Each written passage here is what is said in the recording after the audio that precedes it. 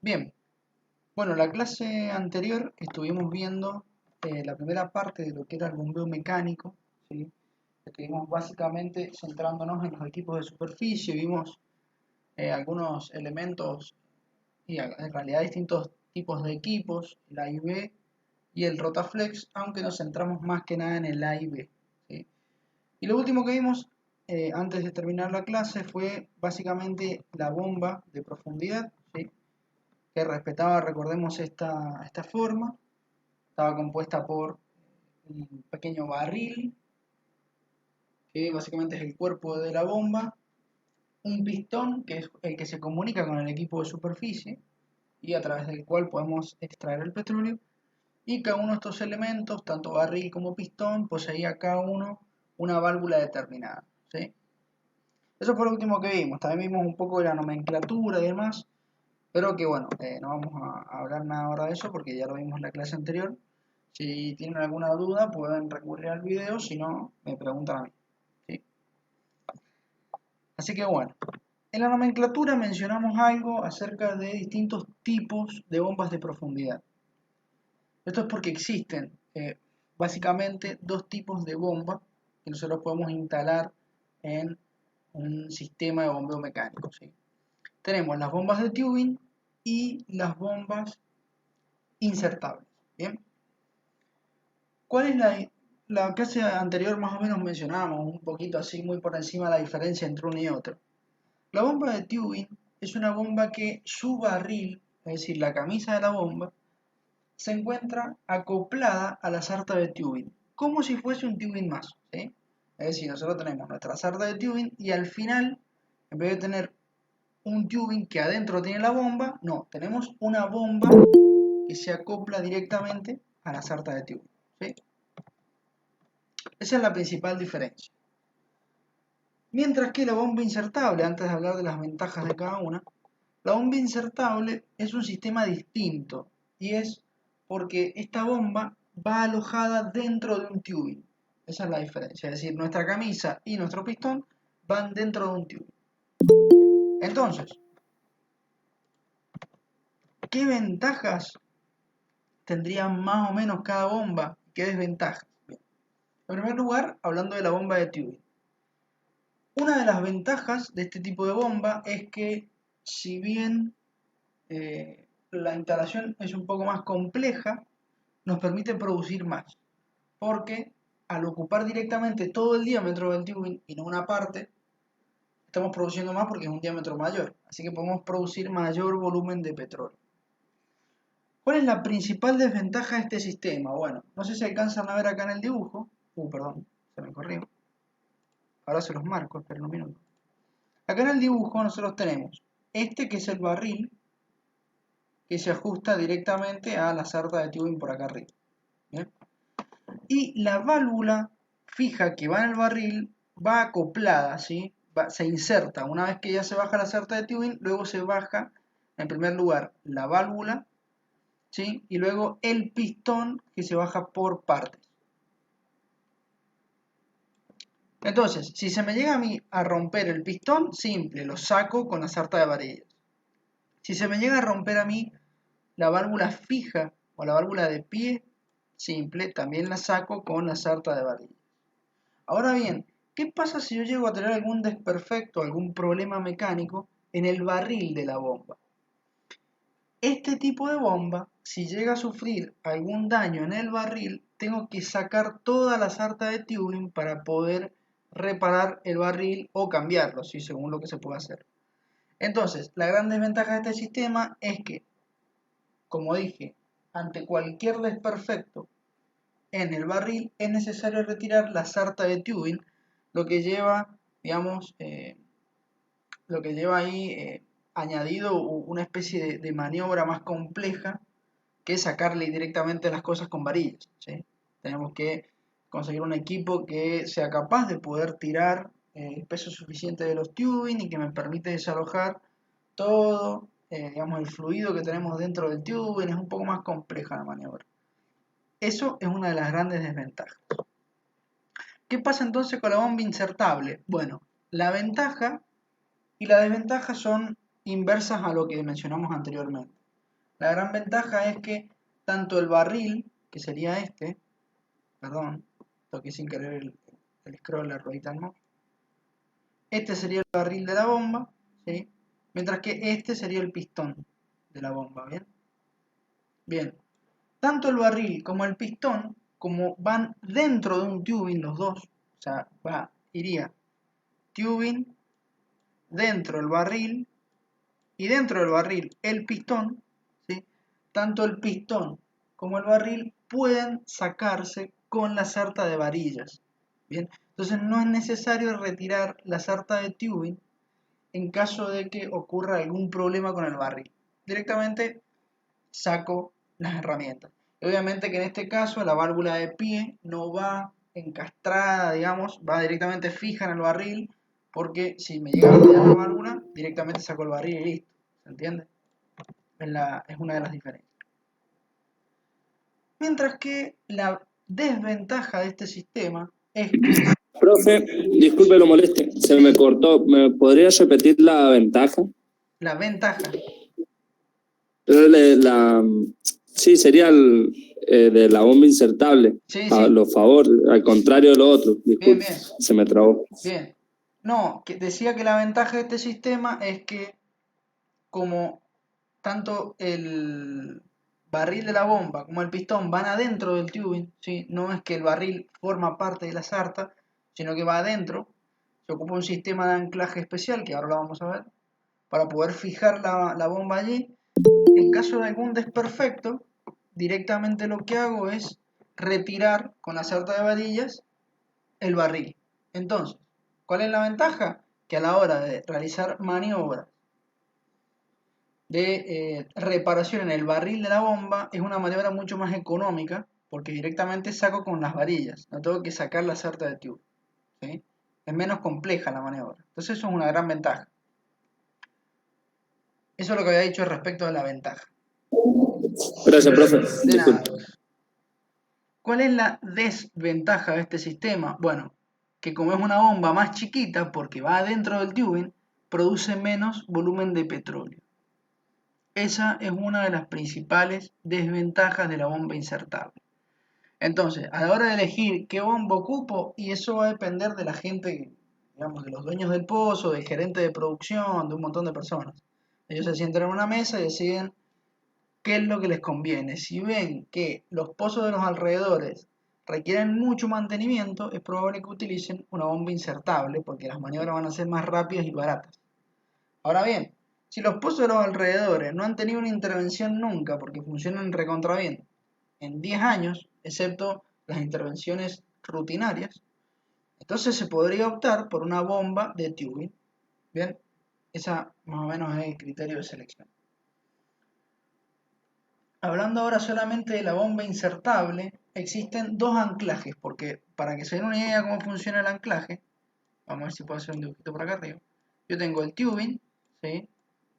Y el tubing va a tener unos pequeños aparatos que se llaman asiento, en donde va a calzar la bomba, ¿sí? El barril, bueno, y obviamente el pistón por adentro es móvil, ¿sí? Porque se mueve con la sarta de varilla. Pero el barril tiene que quedar fijo al tubing, por la parte interna. Estas maneras de que quede fijo se realizan a través de los anclajes, que se llaman. Existen dos anclajes dentro de estas bombas que les estaba mencionando insertables.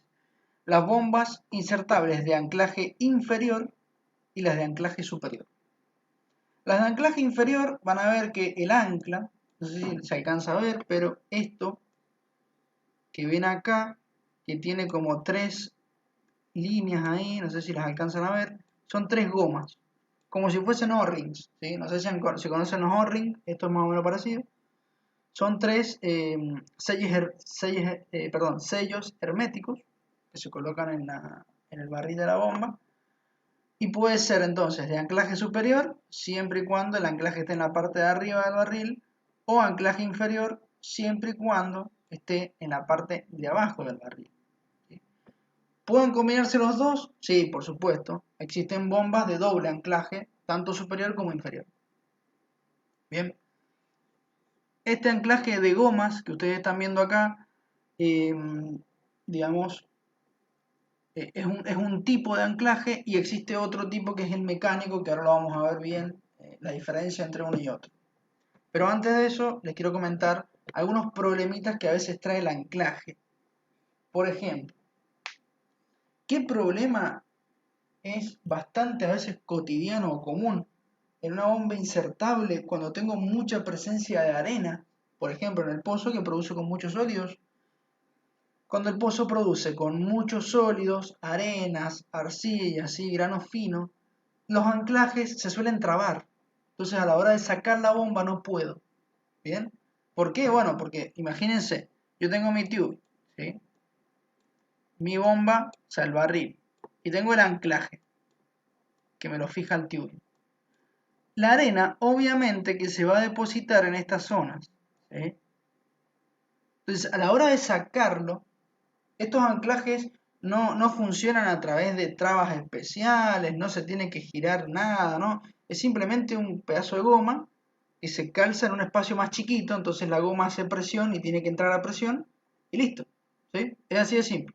Es como un corcho, ¿no? Es un corcho que quiere entrar en una botella, bueno, algo así, ¿sí? Entra a presión y se saca, obviamente dándole mucha fuerza.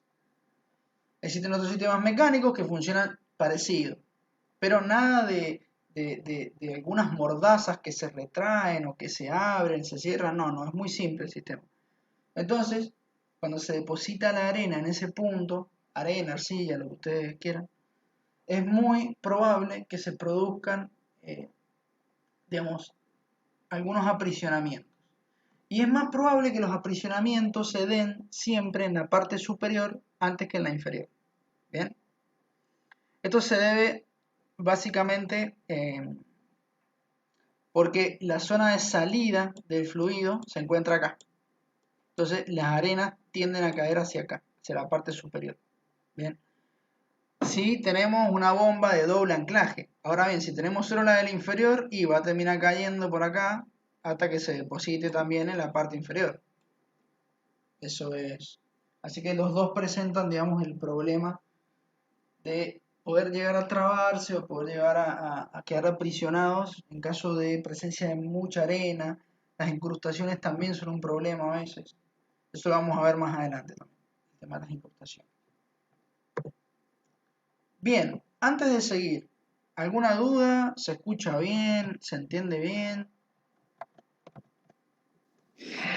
Hola, profe, sí, se escucha bien y todo eso. Le hago una consulta. Sí, Ahora, en el tema, la bomba insertable, ¿cierto? Surgiera alguna falla, sería mecánico, se rompe o algo así. sí. ¿Qué es lo que sería más probable de hacer y realizar en ese momento? O sea, aparte de sacarlo, ¿cómo se sacaría? Pongámosle, no sé si podrá ser o no, que se quiebra en dos, ¿cierto? La parte superior sería la que se pueda sacar y la inferior queda atascada en el tubing. ¿Cómo Bien, se puede sacar? bien. En el caso de alguna ruptura de herramienta, si estamos hablando de ruptura así bien grande, como usted mencionó, supongamos que se parte en dos, ¿sí? La primera parte la puedo sacar con la sarta de varillas directamente, ¿sí? Saco la sarta de varillas y va a venir junto con la parte de arriba de la bomba. La parte de abajo existen herramientas que se llaman pescadores, ¿sí? Son unas herramientas especiales. Existen pescadores de tubing, pescadores de bombas, pescadores de varillas, pescadores de casing, de barra de sondeo, de todo. Hay una amplia gama de herramientas pescadoras que en el caso de la pescadora de sarta de varillas, se acopla a una varilla y es una especie de elemento con un resorte interno que permite calzar en la herramienta. Es medio complejo de explicar si no tengo la imagen, pero es un pescador, es una herramienta especial que se baja, agarra la bomba y una vez que ya tengo agarrada la bomba, ahora sí le puedo dar todos los tirones que yo quiera hasta que afloje, ¿sí? En caso de que no afloje, existen otras herramientas que también se bajan para poder pescar que se llaman tijeras, ¿sí? Que no tienen nada que ver con una tijera, no sé por qué se llaman tijeras, pero se llaman tijeras, que básicamente lo que hacen es, cuando yo le doy tensión, generan un exceso de esfuerzo en el fondo, es como si golpeara con un martillo, digamos, encima de la herramienta, entonces eso tiende a aflojar todo y lo puedo sacar. ¿Bien? No sé si más o menos me expliqué o se entendió.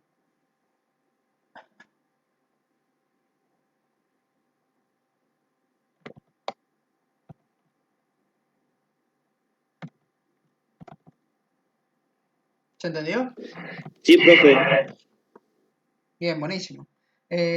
Algunas herramientas de pesca comunes son las overshot, ¿sí? Se escribe así, over, de game over, ¿sí? Esto es una O. Overshot. Creo que tenía una sola O, me parece. El overshot es una herramienta de pesca súper convencional, se utiliza muchísimo a la hora de la perforación. Obviamente que lo ideal es que no caer en pesca, pero se utiliza mucho el overshot. Hay un montón más, hay pescadores de cables que son arpones, bueno, los pescadores de tubing son básicamente lo mismo que los de la perforación, pero más chicos. Y bueno, se tiene toda esa gama de herramientas pescadoras. Acá en la parte de perforación no vemos pesca, en el grupo no hay pesca en el curso. Bien. No sé si tienen algún seminario o algo así de pesca, lo desconozco, creo que no. Pero bueno, existe toda una gama de perdón, existe toda una gama de pescadores que sirven para estos casos. Bien, entonces sigo, ¿sí? Sigo. Si tienen alguna otra duda, me paran y me preguntan. Como les había dicho, fíjense, esto es el famoso conjunto de niple-asiento, que es el que sirve para poder, digamos, anclar la bomba, las válvulas, lo que sea que yo quiera anclar, se anclan con estos sistemas, lo que se llama niple-asiento, ¿sí? El niple es esto, ¿sí? Y el asiento es esto. Bien, en este caso el niple es esto y el asiento, o sea, cuando remarco eso, remarco todo, ¿eh? Todo esto es el niple y todo esto es el asiento. Perfecto. Entonces más o menos les voy a explicar la diferencia entre uno y otro. ¿Sí? Primero que nada, el niple asiento común o niple asiento a copas. Se llama niple asiento a copas porque presenta tres copas, fíjense acá están marcadas. ¿Sí? Las copas son estas cositas negras que ustedes ven acá, que como les mencioné hace rato, básicamente son unos anillos de goma que están puestos allí y que justo tienen el diámetro perfecto de esa bomba, pero que sobresalen un poquito, no sé si se alcanza a ver, en el dibujo no se ve mucho, pero sobresalen un poquito las gomas, son un poquito más grandes que el diámetro externo de la bomba. ¿Sí? Entonces, ¿qué pasa? Cuando esas gomas ingresan a un orificio como este, ¿sí? Que es, digamos, un poco más chico que el de las gomas, la goma obviamente se va a empezar a deformar y me va a costar meterlo, ¿sí? Pero ¿qué pasa? Si yo le doy peso desde la superficie, va a terminar entrando. Les repito, es como si yo quisiera meter un corcho en una botella, ¿sí? Funciona más o menos igual. Vieron que cuando destapamos un vino, el corcho sale, pero para poder meterlo cuesta un poquito. Y sí, es porque fue metido a presión. Entonces el corcho se deformó para poder acomodarse al diámetro al que yo lo estaba metiendo y bueno, quedó ahí sellado herméticamente. Esto funciona igual, ¿sí? El niple a copas funciona exactamente igual que un corcho en una botella, ¿sí? ¿Cuál es una de las grandes ventajas de este tipo de niple? Es que yo puedo tener anclajes inferiores, como el que estamos viendo acá, la parte de abajo de la bomba ingresa acá, como también anclajes superiores, ¿sí? ¿Cuál es la diferencia del anclaje superior? Que bueno, yo voy a tener, digamos, lo que sería el asiento, ¿sí? Lo voy a dibujar más o menos, el asiento visto desde frente cortado, y va a pasar la bomba va a pasar totalmente, ¿sí? Hacia abajo, por lo tanto la bomba tiene que ser un poquito más chica que el asiento, y una vez que la parte del niple de copas llega acá, lo sigo empujando a presión y bueno, va a quedar agarrado a lo que sería el borde, ¿sí? Por las mismas gomas. Entonces me permite el niple asiento de copas, me permite anclajes superiores y anclajes inferiores, ¿sí? Puedo ocupar uno, puedo ocupar el otro o puedo ocupar los dos. No hay problema. ¿Eso se entendió más o menos antes de seguir al otro?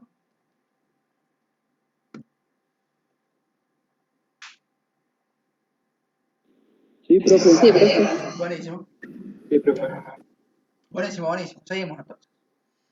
Ahora voy a borrar esto que grabé para seguir con el otro.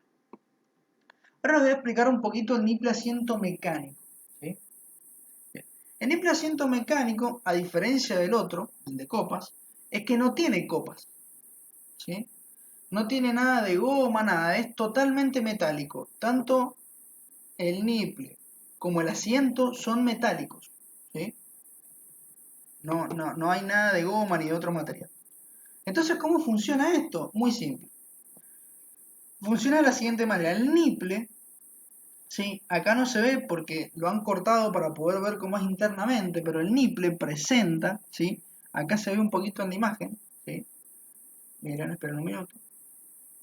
El niple es un elemento metálico, pero que presenta ciertos cortes. No sé si lo alcanzan a ver ahí. Es como si fuese una cuña, que presenta unos pequeños cortecitos. A ver, digo pequeños, son angostos, pero bastante largos. ¿Sí? Ocupan casi la totalidad del cuerpo del elemento. Ocupan hasta acá más o menos. Y es un espacio que no tiene metal directamente. ¿Sí? Entonces forma una especie de cuña. ¿Vieron como esos broches que vienen de madera? Que se calzan en la ropa, bueno, es parecido. Entonces, ¿qué pasa? Cuando este sistema quiere ingresar acá, por la misma forma que posee esto, y gracias a ese espacio vacío que tiene, se empieza a cerrar el elemento, se hace más chico. Entonces puede pasar por todo este espacio hasta que llega a una zona en donde vuelve a aumentar el diámetro y se abre, volviendo a su forma original y queda trabado, como se ve acá, miren. Como se ve allí, ¿sí? Entonces queda acuñado. ¿Bien? Es así de simple el sistema mecánico. ¿Cuál es la ventaja del sistema mecánico? Este me da un mayor agarre que el sistema copas. Es decir, el sistema copas se desafloja o se desajusta, perdón, con un torque determinado, que suele ser un torque relativamente bajo. ¿Sí? Cuando digo torque, perdón, me refiero a tensión. Con un esfuerzo relativamente bajo, de un par de toneladas, el niple y asiento de copas se desajusta. ¿Sí? Pero el niple mecánico, el niple de asiento mecánico, para poder desajustarlo necesito una tensión bastante considerable que a veces llega a por encima de las 6 o 7 toneladas. ¿Sí? Necesito mucha fuerza para poder sacarlo.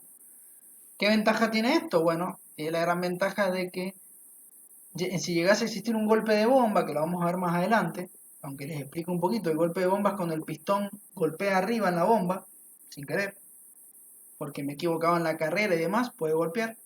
Eso al niple asiento común lo puede desajustar, mientras que al mecánico no lo desajusta. ¿Sí? ¿Cuál es la gran desventaja del niple asiento mecánico? Que solo permite anclajes inferiores. Si yo tuviese que colocar un anclaje superior, ¿sí? Va a pasar lo mismo que hace rato. Primero tiene que pasar toda la bomba, ¿sí? Toda la bomba. Y después tendría que hacer calzar un sistema en este equipo que tendría que tener el anclaje en la parte superior, pero básicamente eso no está anclado, sino que está colgando, así que no me da ninguna seguridad de anclaje. ¿Entiendes? Así que el niple asiento mecánico solo permite anclajes inferiores. Los superiores no se pueden realizar. ¿Eso se entendió más o menos? Sí, profe. Buenísimo. Sí, profe. Bien, Dame una bueno. consulta. Sí, Hay algo que a lo mejor, bueno, no tiene nada que ver con esta unidad de producción. Pero el otro día vi la película esa que usted decía que viéramos, sí, Horizonte Profundo, sí. y me quedó la duda, ¿qué es lo que sería la patada? Cuando ahí explican, ahí dicen que tuvo una patada, ¿es cierto? El pozo, y que rompen un pedazo del tubing. ¿Qué es lo que sería dentro del de la industria petrolera. Una ¿Qué patada. es lo que sería? Realmente no Exactamente. me acuerdo porque, a ver, lo que pasa es que del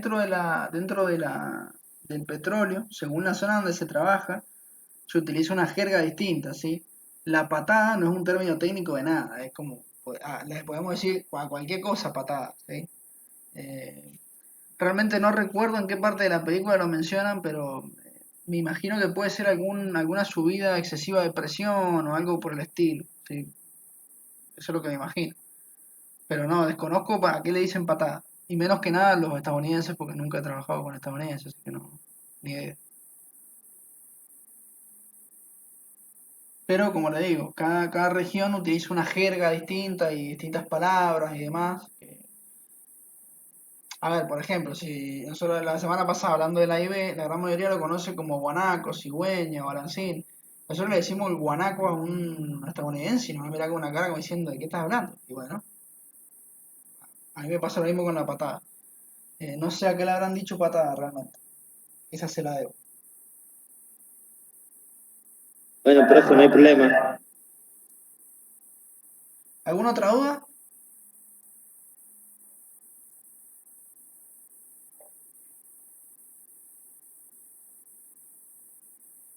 Bien, seguimos entonces.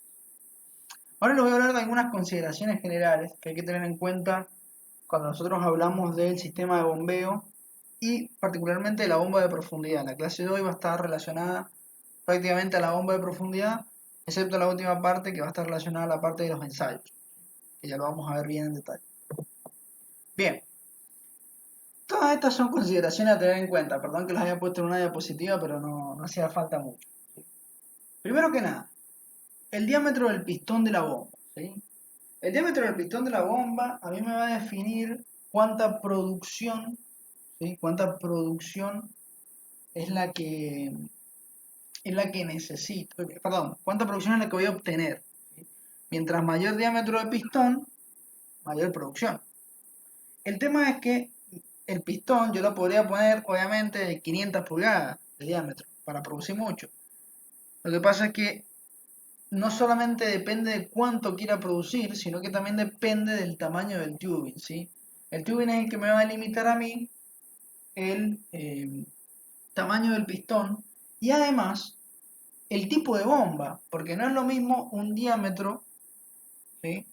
Supongamos que yo digo, tengo un tubing de 4 pulgadas, listo, le pongo un pistón de 3, genial, estoy sobrado, me sobra una pulgada, todo impecable.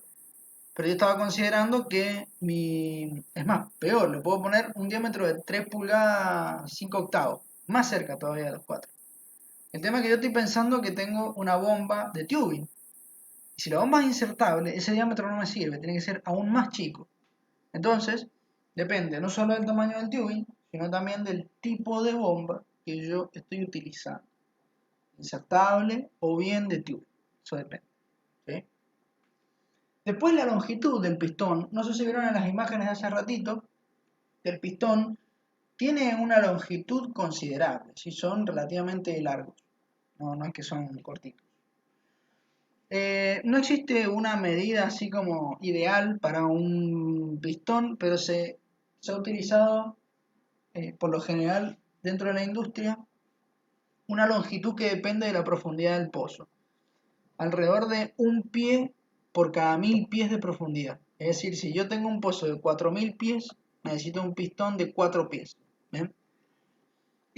La longitud del pistón viene relacionado también con cuánto esfuerzo va a soportar. Mientras más grande sea el pistón, mayor esfuerzo va a soportar, por eso está ligado a la profundidad. ¿Sí? Solamente por eso. Pero más o menos la regla que se utiliza hoy en día es que por cada 1000 pies de profundidad tengo que agregar un pie a la longitud del pistón. ¿Sí? Bien. La longitud del barril de la bomba, ¿sí? Primero que nada, la longitud del barril a mí me va a dar una idea más o menos de la carrera de la bomba. ¿Se acuerdan que eso lo vimos la semana pasada? La carrera, que es la distancia entre el punto muerto inferior y el punto muerto superior, es decir, la distancia que va a recorrer constantemente el pistón. El pistón va a subir y va a bajar siempre la misma distancia. Eso es la carrera. En función de la carrera que yo quiera, voy a elegir un tamaño de barril. ¿Bien? Por lo general, dentro de la industria se utilizan 3 o 4 largos que son los que más se utilizan. Y serían estos de 16, 20 y 24 pies de longitud. ¿Sí? Eso sería más o menos la longitud estimada del barril. Considerando algunas extensiones, el barril no solamente tiene el tamaño propio, sino que se le pueden agregar algunas extensiones de barril para hacerlo un poquito más largo, un poquito más chiquito. ¿Sí? O sea, si le saco lo hago más chico. Es como que viene el barril y además unos añadidos que le puedo agregar o no para aumentar la longitud. Pero esto más o menos es la longitud que se utiliza, 16, 20 y 24 pies. ¿Hay más grandes? Sí. ¿Hay más chicos? Sí. ¿Se pueden utilizar? Por supuesto. ¿Sí? Pero los más utilizados son estos tres. Otra cosa importante a tener en cuenta es el espesor de la pared del barril. ¿Sí? El espesor de la pared del barril. ¿Esto de qué depende? En primer lugar de la profundidad. ¿Sí? Mientras mayor profundidad yo tenga, en el pozo, por supuesto, o a mayor profundidad que esté sometida a la bomba, yo voy a necesitar paredes de barril más gruesas porque tengo que soportar mayor presión. Esto siempre va a ser así, mayor profundidad, mayor presión. Por lo tanto, si necesito mayor presión, sí o sí, o sea, si tengo mayor presión, perdón, sí o sí voy a necesitar paredes gruesas de pistón, ¿sí? Perdón, de barril, con pistones chicos, porque a medida que yo aumento la pared del barril, achico el diámetro interno por donde va a pasar el pistón, así que voy a necesitar pistones más chicos. Eso es un problema de las paredes gruesas. Pero sería peor poner una pared fina y que se me rompa por las presiones. Y también el espesor de pared va a depender de algunas otras cosas como pueden ser la presencia de gas. Si yo tengo mucho gas, eso genera muchas presiones en el fondo, entonces es probable que me convenga colocar una bomba de pared gruesa, ¿sí? Solamente por las presiones. Y después, bueno, les he colocado, antes de entrar en el último elemento, que es la luz, los materiales utilizados. Esto los he puesto, ustedes lo tienen en la teoría, pero no vamos a entrar mucho en detalles. Tanto el barril como el pistón, como la válvula, son metálicas. Eso ya entra a saberlo, ¿sí? En el caso del barril, acero, por lo general con cromo en la parte interna, es decir, está cromado. ¿Por qué se croma en la parte interna? Bueno, porque como el pistón va a pasar muy cerca de las paredes internas del barril, necesito una superficie lisa por si entran en contacto. Entonces de esta manera no les genera mucha fricción, no perdemos mucha potencia, ni fuerza, ni sufre el equipo de superficie, etcétera, etcétera. Por eso por lo general se croma. ¿Bien? En el caso del pistón, también es de metal, que se recubre con un polvo de níquel que le da algunas propiedades de dureza y demás, que tampoco vamos a entrar mucho en detalle. Y las válvulas se hacen de muchísimos materiales, ¿sí? Por lo general todos metálicos, pero hay metales comunes, níquel, zinc, aluminio, un montón de metales. Por lo general, la bola y el asiento se realizan de carburo de tungsteno. El carburo de tungsteno es un material bastante moderno que se fabrica para poder soportar grandes esfuerzos, ¿sí? Básicamente es durísimo, es muy duro. Entonces, como el asiento y la válvula, yo les comento cómo es una válvula, es básicamente un anillo, ¿sí? Y en ese anillo hay una bola que sube y baja y me tapa el orificio. Cuando me lo tapa, la válvula se cierra. Cuando la bola sube, me abre el orificio y permite que entre el petróleo, ¿sí? Es así de simple. Como la bola y el asiento están constantemente en contacto, ¿sí? Se golpean constantemente entre ellos, es necesario colocar materiales duros para que aguanten el mayor tiempo posible. Bien, entonces, por lo general se utiliza carburo de tungsteno. Hay otros materiales, se pueden utilizar, pero bueno, eso depende de primero que nada, lo que hay en el galpón para poder usar, y en segundo, lo que quieran invertir, obviamente, los encargados de todo el pozo. Las de carburo de tungsteno son las más caras. Son las que más duran, pero son las más caras, ¿sí? Y ya por último, la luz entre el barril y el pistón. Bien, ¿qué es la luz? Simple. yo tengo mi barril, ¿sí? De la bomba y el pistón. El barril va a tener un diámetro determinado y el pistón va a tener un diámetro determinado también, que es más chiquito. La diferencia entre estos diámetros, que lo voy a hacer con amarillo, que sería este pedazo y este pedazo, eso es la luz del barril, o sea, la luz entre el barril y el pistón. Básicamente es el espacio que queda entre el barril y el pistón, ¿sí? Pero hablando de los diámetros, ojo, porque yo podría decir, le queda este espacio nomás. No, pero le queda este espacio en todo su alrededor, así que hay que contabilizarlo como los diámetros de los elementos. Si lo vemos desde arriba, sería así, miren.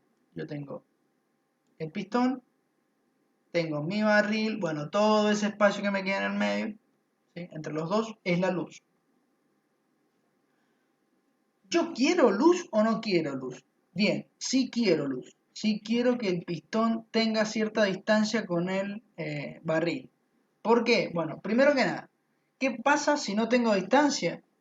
Y van a ir pegados uno al otro. Cuando el pistón suba, me va a raspar todo el barril, se va a quedar agarrado, la producción se va a entorpecer una barbaridad, ¿sí?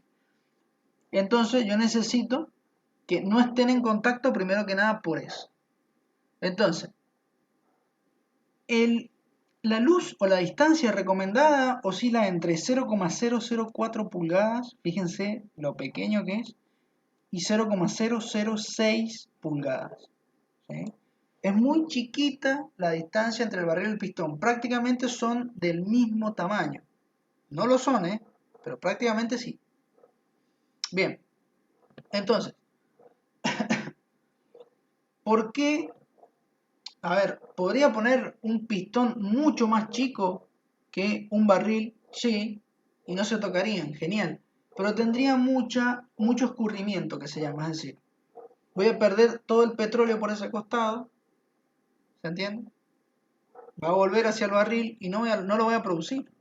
Entonces la idea es tener un espacio suficientemente grande como para que no se toquen el pistón y el barril, pero también que ese espacio sea lo suficientemente chico como para que el escurrimiento, es decir, la producción que tiende a volver hacia el barril, sea la mínima posible. Que de paso es importante que haya este escurrimiento porque me lubrica el contacto entre el barril y el pistón, entonces no se quedan atorados. ¿Sí? El tema es que cuando ya es muy grande el barril respecto del pistón y tengo un escurrimiento altísimo y más que lubricar solamente estoy perdiendo producción. O sea, no tiene sentido. Bien, pregunta. ¿Se entendió? ¿Todo? ¿Alguna duda? Perfecto, profe. Buenísimo. Profe, una pregunta. Sí, La parte donde dice usted que esa luz, donde no haya tanto escurrimiento, sí, que el petróleo sirve como lubricación. sí. También hay en parte que el petróleo tiene sedimentos como arena y arcilla. No, esto no hace como si fuera una tipo, como decir, una lija, algo así, porque en parte también hace como un desgaste, ¿no?, de la pieza. Sí, señor. Justamente eso es uno de los grandes problemas del bombeo mecánico, ¿sí? Que no funciona muy bien cuando tengo una gran cantidad de sólidos, porque se produce esto que usted acaba de mencionar. Se pueden desgastar mucho los elementos y lo peor de todo es que se pueden quedar agarrados, ¿sí? O sea, se pueden quedar atorados y no hay luz que basta, digamos. No hay luz que ya basta. Así que sí, eso puede pasar. Es más, ahora vamos a ver los problemas comunes y fíjese que las arenas son uno. Así que no sé si respondí la pregunta, pero ahora les voy a explicar bien qué se hace en esos casos. Ah, sí, bueno, gracias, profe. De nada. Bien, entonces como decíamos, dentro de los problemas comunes, la presencia de arena en un bombeo mecánico es uno de ellos. ¿Sí? Es un problema bastante común, pero que tiene una solución bastante sencilla. ¿Sí? Primero que nada, ¿qué problemas trae la arena? Como dijo el compañero, se me desgasta el pistón y el barril porque se rozan entre sí por estos granos, forman como una lija y se desgastan. Se desgastan las válvulas, ¿sí? Y lo peor de todo es que se puede acumular toda esta arena, todos estos sólidos, y se me quedan atorados los sistemas. Entonces no me sirve. ¿Bien? ¿Qué es lo que hago? Fácil, coloco un filtro para evitar que ingrese la arena a la bomba. En la parte de la admisión de la bomba, que se llama, que es la parte por donde ingresa el petróleo hacia adentro de la bomba, hacia el interior del barril, coloco un filtro. Este filtro de arena recibe el nombre de filtro Parisi, ¿sí? Es el nombre comercial que tiene. El filtro Parisi es como el que ustedes ven acá.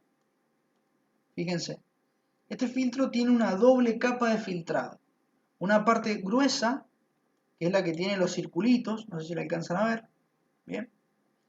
Y una parte fina que está detrás, que ya tiene obviamente líneas mucho más finas. ¿Esto para qué es? Bueno, porque realiza un doble filtrado. Primero filtra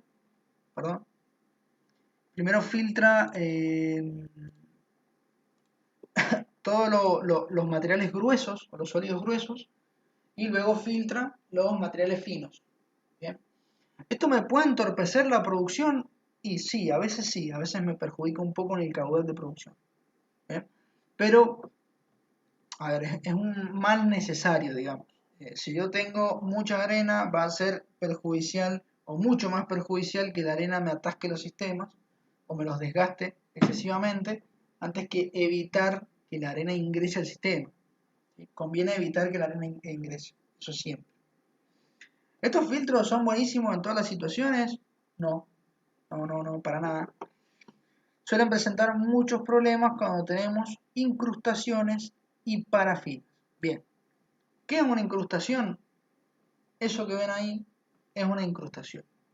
No sé si no sé si son gente de cocina o no, pero bueno, supongo que alguna vez han puesto una tetera o una pava al fuego con agua y la han tenido que llenar, y no sé si se han dado cuenta que en el fondo se presenta el famoso sarro, ¿sí? Este material blanco. El sarro son sales carbonáticas, y es carbonato de calcio. Todas las sales tienen la particularidad de que a mayor temperatura del agua, más se disuelven, ¿sí? Si no, prueben en su casa. Agarren un vaso de agua caliente, un vaso de agua fría, échenle sal, y fíjense que en el caliente se disuelve mucho más rápido.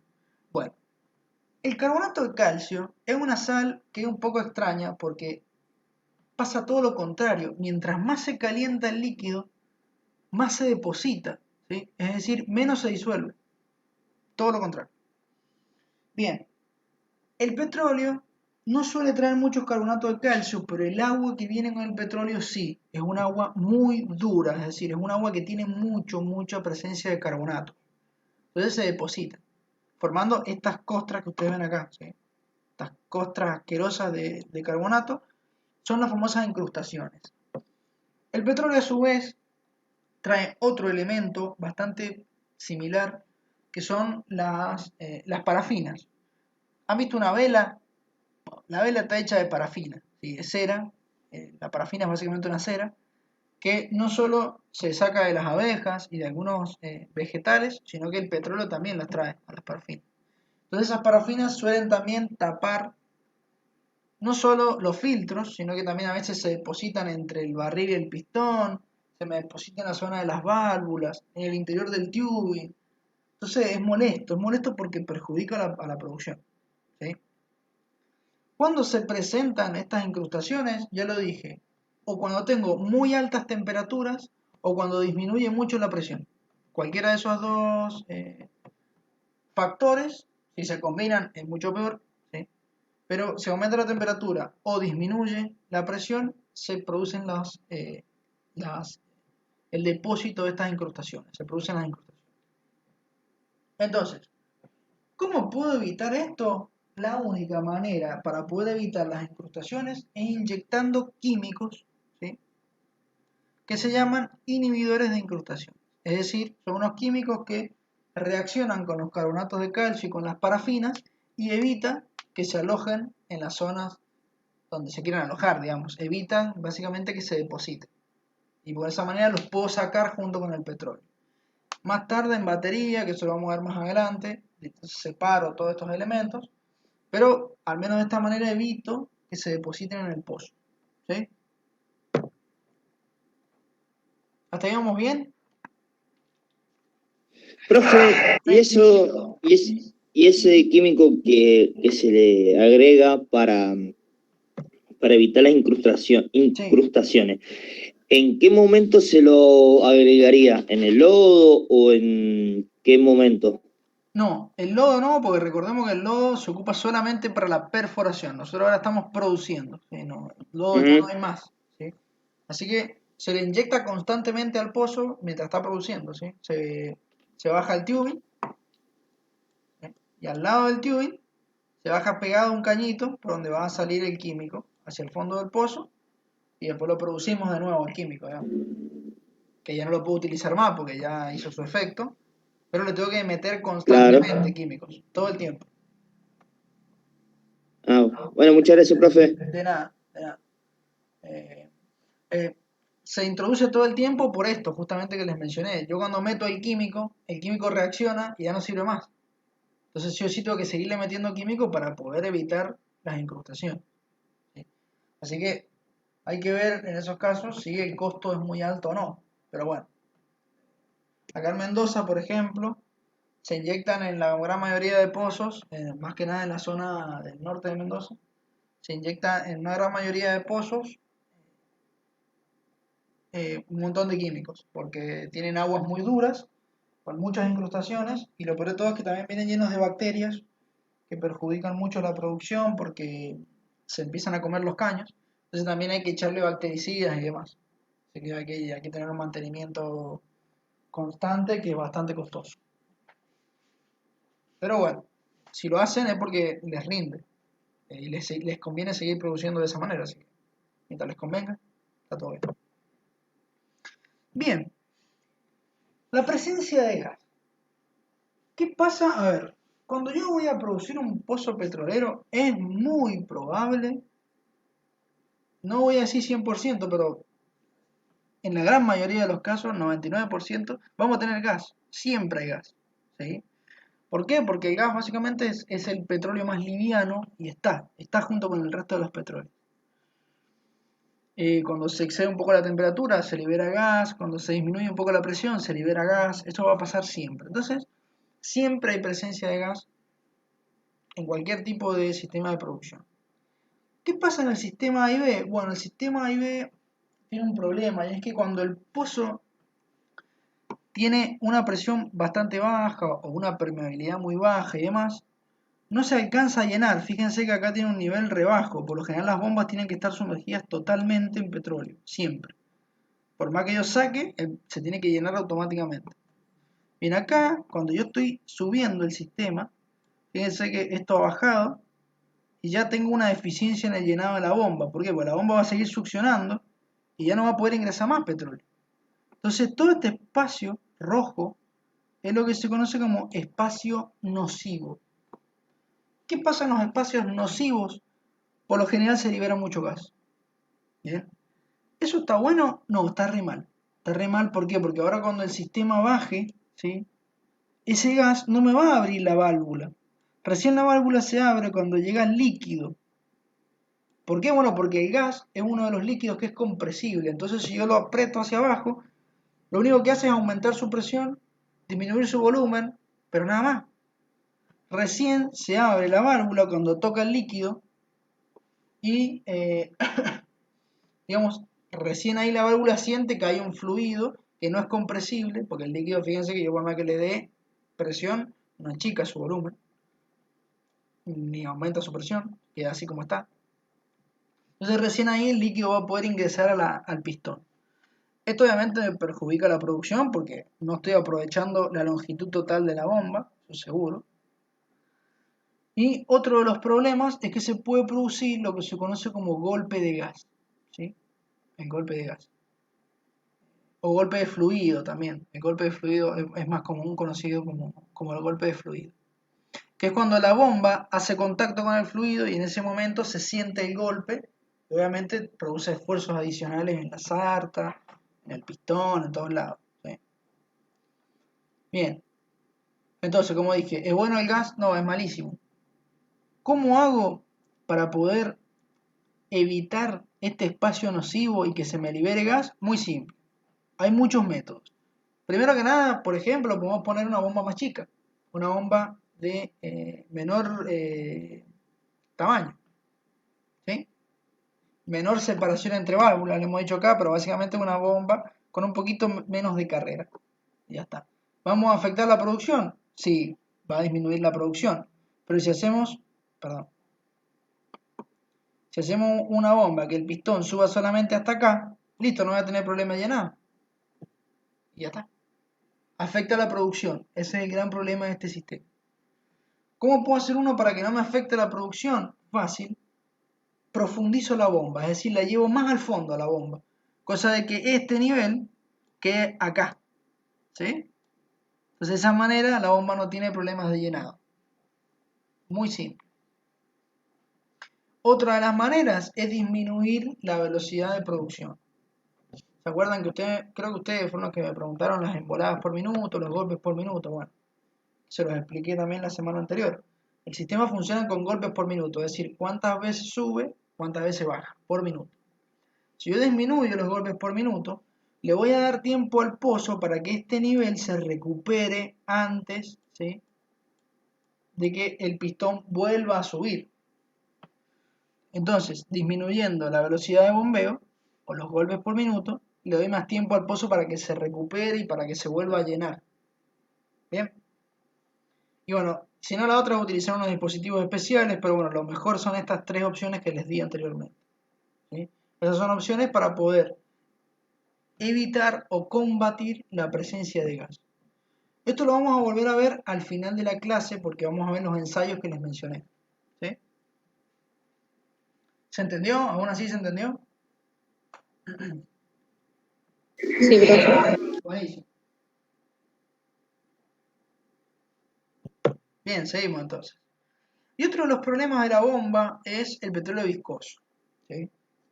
A ver, la bomba A y B, si bien está diseñada para trabajar una amplia gama de fluidos, no está diseñada para trabajar muy bien, no trabaja muy bien en petróleos viscosos, ¿sí? Los petróleos viscosos son producidos por lo general por las bombas PCP, que lo vamos a ver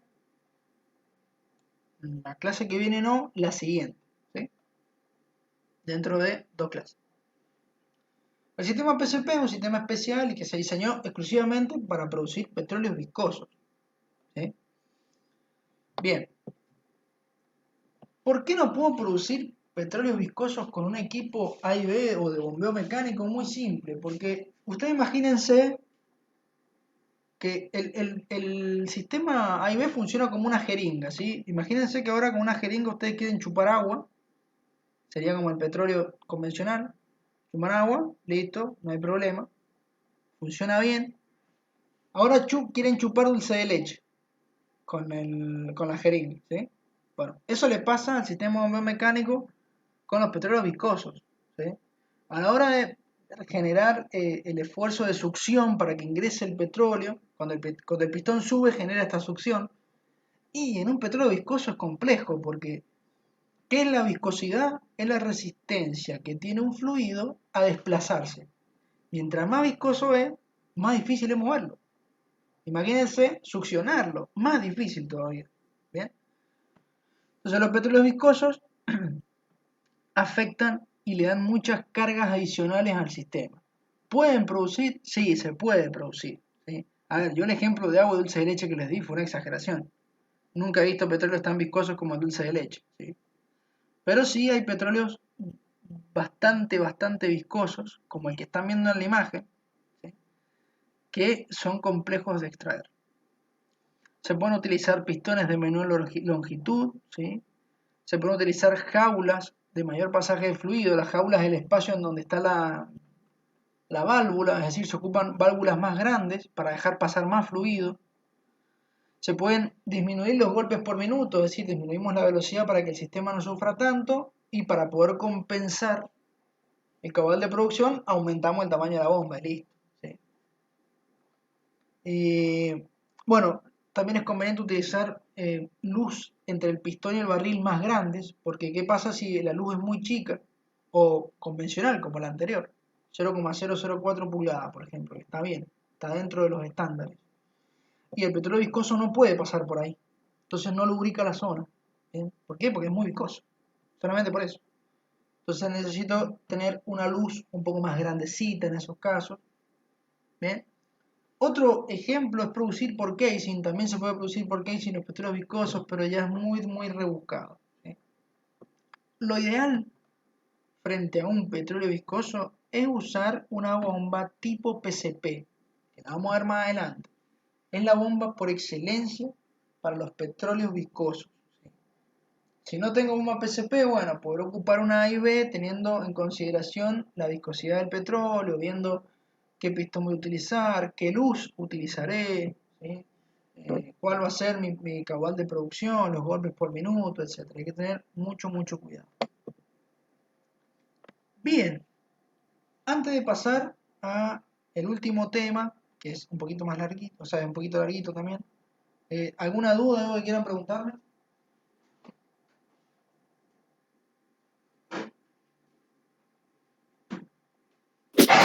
Profe, Sí. fuera del tema de acá, yo la clase pasada no la pude presenciar, así que tengo que ver el video para hacer el cuestionario. Sí. Quisiera saber si han estado hablando porque decían de que iban a empezar las pasantías y esas cosas. Ah, bien. El tema de pasantías solamente la pueden realizar aquellas personas que ya han aprobado el curso. Es por lo que tengo entendido. Bien, o sea, Así que ustedes estarían, una vez que... creo que nos queda más o menos un mes y algo de clase. Así que Ajá, recién allí podrían optar por las pasantías. Una vez que terminen el cursado, lamentablemente a mí no van a ver más, porque yo solamente les doy las clases, todos los temas de pasantías, prácticas y eso, lo tienen que ver con administración. Hay una parte de administración que se encarga de las pasantías y ahí les van a decir. bueno, profe, muchísimas gracias. No, de nada. ¿Alguna otra duda?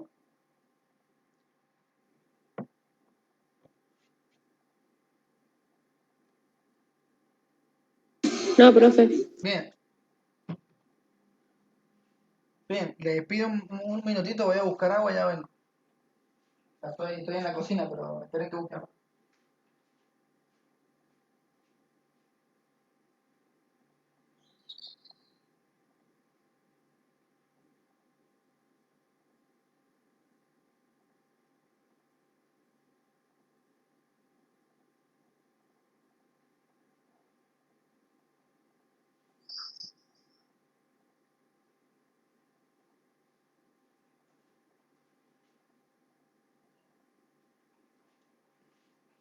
Bien, volví. Bueno, todo lo que vimos anteriormente, tanto la clase anterior, para el compañero que no vio la clase anterior, está subida a YouTube. Creo que sí, creo que les pasé y todo la clase, así que la pueden ver ahí. Todo lo que vimos en la clase Sí, anterior y todo lo que vamos a sí, ver. estuve viendo un par de minutos y bueno, se me complicó, así que Sí, no hay lo tengo problema. que ver todo completo. No hay problema, yo les comento porque, bueno, ustedes saben que yo se lo subo siempre a la clase. Si el día que tenga algún problema con alguna de las clases, les voy a avisar, les voy a decir, chicos, no la pude subir. Vean esta clase porque ya están subidas. Hay un curso que he dado que ya terminó, así que están todos los videos subidos de esa clase. En todo caso, les diré que vean otra clase, pero no se hagan problema que van a poder ver todo. Bien, como les decía, la clase anterior y ahora al principio de esta clase vimos básicamente todo el sistema de superficie, el sistema de fondo, con algunas características particulares, vimos su funcionamiento y vimos en el caso anterior algunos pequeños problemas, ¿sí? Ahora bien, ¿cómo hago para poder determinar que mi pozo tiene un problema? ¿Sí? Particularmente un pozo de bombeo mecánico. En primer lugar, nosotros dentro de la zona, dentro digamos de la parte de producción, hay un grupo de personas que son los recorredores, que se encargan de hacer recorridos diarios a los equipos y le hacen una supervisión más bien visual, auditiva, escuchan cómo funciona el motor, revisan el amperaje que consume, y miden algunos caudales de producción y presiones y eso lo van anotando. Y esos son básicamente los síntomas del pozo. Si los síntomas se mantienen estables, quiere decir que el pozo está funcionando bien. Ahora bien, puede que alguno de los síntomas varíe, que disminuya la presión, que aumente, que disminuya el caudal, ¿sí? Que aumente la cantidad de agua, que el motor esté funcionando medio mal.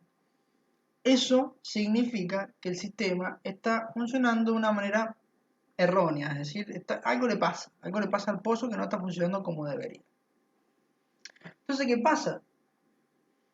Una vez que se detectó un posible problema, se realiza lo que se llama una dinamometría. Primero que nada, la dinamometría es un ensayo que se realiza solamente a los pozos que tienen bombeo mecánico. ¿Bien? Repito, solamente los pozos con sistema de bombeo mecánico. Si yo tengo un electrosumergible o un PCP, no puedo aplicar la dinamometría, tampoco para un gas lift, y menos para un surgente natural. Solamente, se lo voy a repetir muchas veces, solamente para un bombeo mecánico. Yo se lo digo porque después a la hora del final, no sé, hay una pregunta de dinamometría, de un verdadero y falso, y no sé, les dice, por ejemplo, la dinamometría se aplica a un PCP y todos le ponen verdadero. No, es falso, solamente el sistema de bombeo mecánico. ¿Bien? ¿En qué consiste la dinamometría? La dinamometría es un ensayo que se realiza con un aparato que se pone en el equipo, y ahora les voy a explicar cómo es. Y este aparato me mide los esfuerzos que soporta el equipo y también me mide la carrera. Entonces, yo obtengo como resultado una carta, un gráfico, ¿vieron los gráficos X, Y? Bueno, así. Que tengo en un eje, ahora se los voy a mostrar, en un eje tengo la carga o los esfuerzos que soporta el sistema y en la otra tengo la carrera del sistema.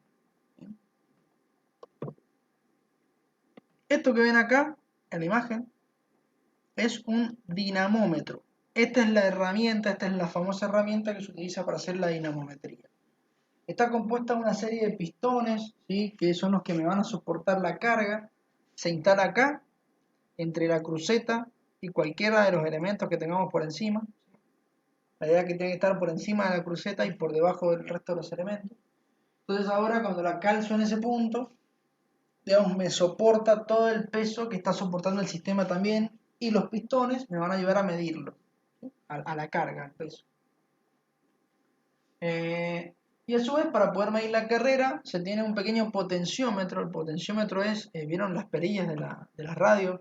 Eso es un potenciómetro, ¿sí? Es una resistencia variable, que tiene enrollada un alambre, un pequeño hilo de alambre muy fino. Y ese hilo tiene en la punta una argolla, como ven acá. Sí, a ver si se alcanza a ver, acá está. Pero lo aumento.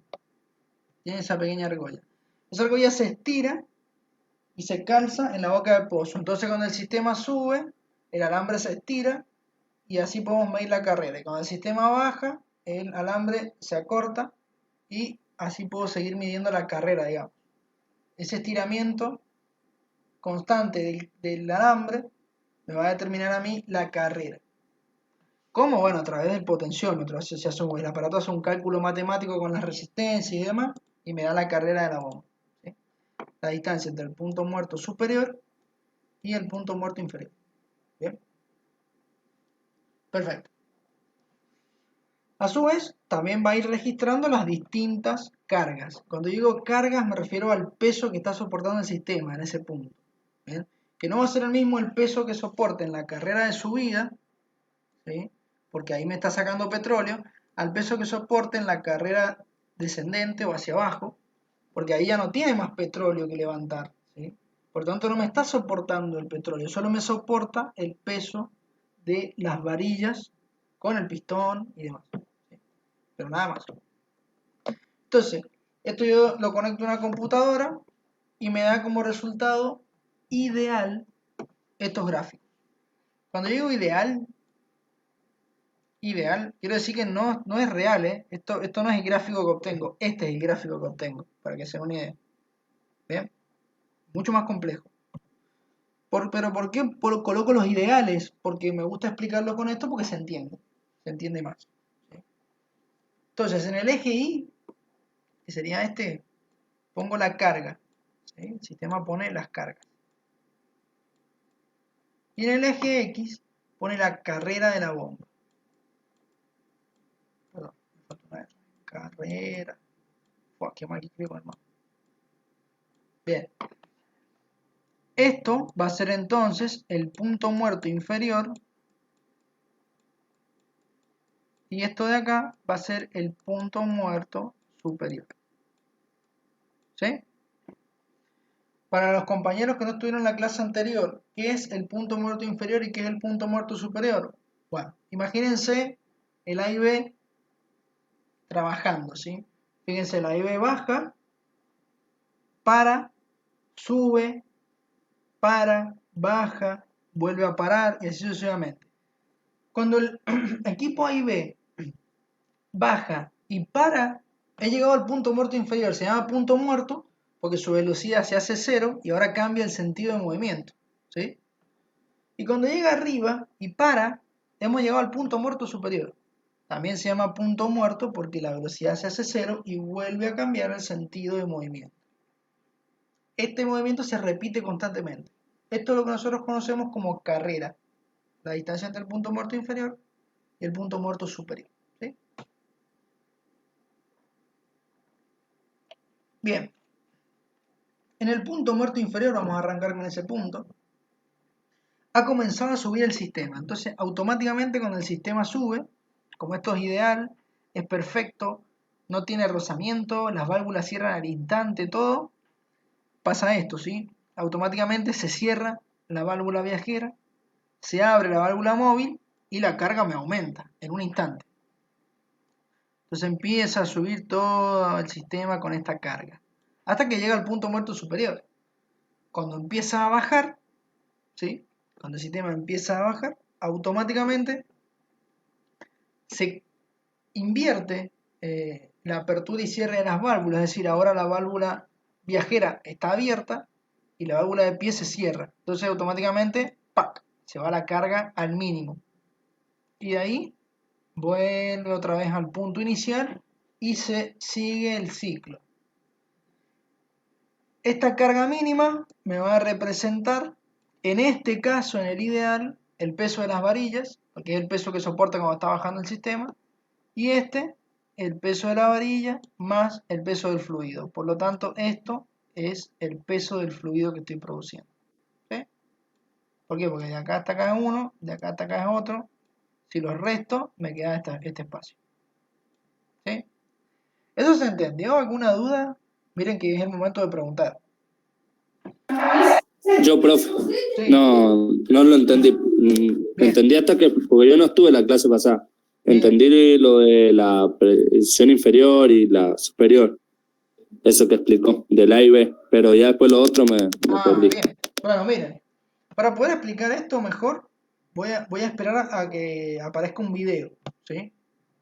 Ya está ahí puesto un video. Cuando veamos el video van a entender todo. Aún así, voy a hacer un resumen para el compañero que no estuvo de cómo funciona la bomba. Lo iba a hacer al principio, pero no lo hice, lo voy a hacer ahora. ¿Cómo es el funcionamiento de la bomba? ¿Sí? La bomba está compuesta por estos elementos. Tenemos, como habíamos dicho, el barril, el pistón y cada uno tiene una válvula en su parte. Entonces ahora, en la carrera ascendente, el pistón sube, ¿sí? Y al momento de subir, tiene petróleo acá encima, así que esta válvula se va a cerrar por el propio peso del petróleo. Y acá, como genera una succión, esta válvula se abre y el petróleo ingresa hacia el sistema. Eso es una carrera ascendente, la carrera que va hacia arriba. Cuando el pistón llegue a su punto muerto superior, va a comenzar a bajar ahora. Y ahora al bajar, acá abajo, genera presión y se cierra la válvula. Pero acá adentro, en lo que sería la válvula viajera, se abre para permitir que el líquido ingrese justamente. ¿Sí? Y esto pasa sucesivamente en todas las carreras. Así es como funciona, de forma muy resumida, una bomba. ¿Bien? Una bomba de un equipo A y B. Esta carta dinamométrica ideal a mí me va a poder verificar cuánto peso está soportando el sistema en los distintos puntos de la carrera, ¿sí? Supongamos que yo estoy en una carrera ascendente, la carrera ascendente va así, y la carrera descendente, que lo vamos a hacer en otro color, en verde, va así, ¿sí? Supongamos que estoy en una carrera ascendente y quiero saber cuánto peso tiene el sistema en acá. Bueno, me voy hasta acá y me fijo cuánto peso tiene. Y en la carrera descendente va a tener este peso. La distancia entre estos dos siempre es el peso del fluido. ¿Por qué? Porque cuando estoy subiendo, tengo las varillas soportan el peso del fluido más el peso de todas las varillas. Pero cuando estoy bajando, como la válvula está abierta y no soporta el peso del petróleo, porque el petróleo está ingresando recién al pistón, solamente soporta el peso de las varillas. Entonces, la carga que a mí me muestra es el peso de las varillas. Esto es ideal. Esto es la perfección pura. Acá yo no he tenido en cuenta cuánto tiempo tardan en abrirse las válvulas, que acá sí, fíjense. Las válvulas no se abren de manera inmediata. Las válvulas tardan en abrirse. ¿Por qué? Porque son sistemas mecánicos, no son perfectos. ¿Sí? Las válvulas tardan en abrirse.